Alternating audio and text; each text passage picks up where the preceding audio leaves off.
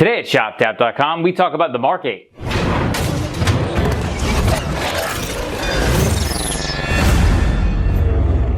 The other day, VW made their announcement of the MK8, so we put together this TLDR version of what we know right now. VW put on an extravagant release event for the MK8 Golf. This felt like a mix between a vehicle launch, an EDM concert, and a Broadway play.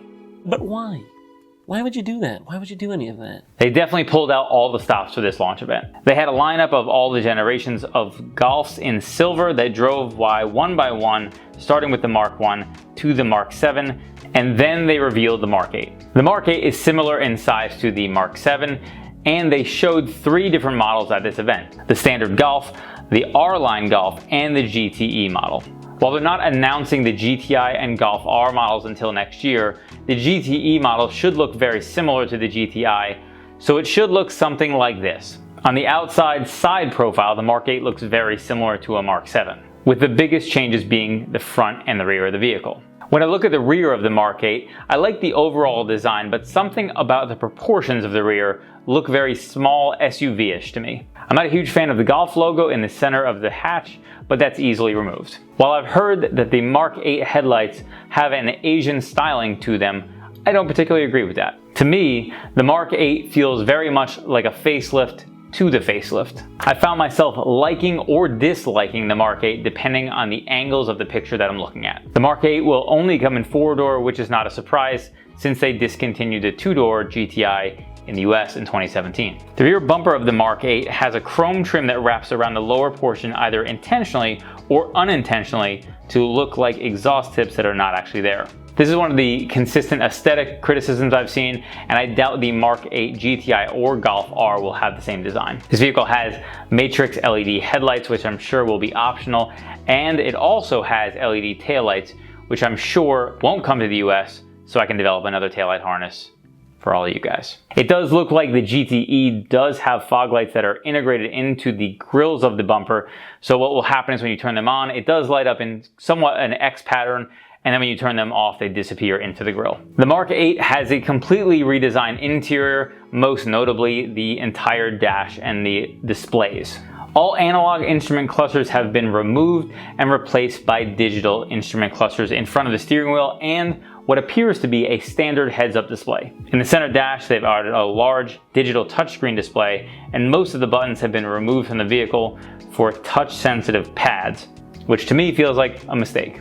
This vehicle should have the soft dash and door panels that we expect with most Volkswagen and Audi models, with attractive LED accent lighting that appears to be able to change colors. One cool feature that I did see added was in the back seats, high up on the backrest, there are small pockets on top as opposed to the large pocket that you would normally find on the back of a seat. One design change I think you'll hate, that I also hate, is they've replaced the automatic shift knob with a little dingle in the center console. The engines announced are not likely relevant to us in the US market, but they are 2 TSI gas engines, 2 plug-in hybrids, a natural gas TSI engine, 2 diesel engines that are super clean and likely to pass any emissions test you throw at them, and 3 eTSI engines that use the new mild hybrid technology. These mild hybrid systems are a TSI engine and will have a belt-driven starter generator which can draw power from the engine under deceleration or charge the batteries of the 48-volt system while it's running. The main purpose of this system is to use the electric motor attached to the 48-volt batteries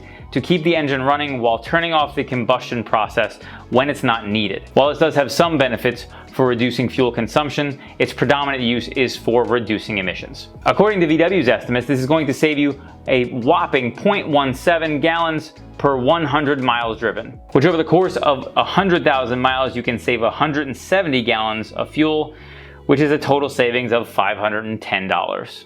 Wow. So if the 48-volt battery or the motor that drives it goes out, your $510 of savings over that 100,000 miles doesn't even put a dent into the cost of that repair. By the time you factor in the 48-volt battery, the DC to DC converter to step down from 48 volts to 12 volts so it can function in the vehicle, and your generator, starter, motor, drive unit, this seems totally worth it. The Golf in Europe is starting at 20,000 euro, which isn't particularly relevant to us at all in the US because we get very different cars than they get in Europe, much more dumbed down, cheapened versions, so the starting price there is going to be very different than the starting price here. There's some parts I'm a little unsure of, most notably the removal of all the buttons in place of touchpads. And on DSG cars, the shift knob is removed, so upshifting and downshifting won't be easy. It will likely be only on the paddles, or you'll have to flick the bean. As for their overall design, I'm unsure exactly how I'll feel about this car until I see the GTI and R models released.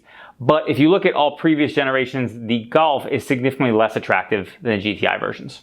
What's your opinion of the Mark 8? Make sure you play nice in the comments below. Thank you so much for watching. If you like this video, be sure to give it a thumbs up and subscribe for more like it.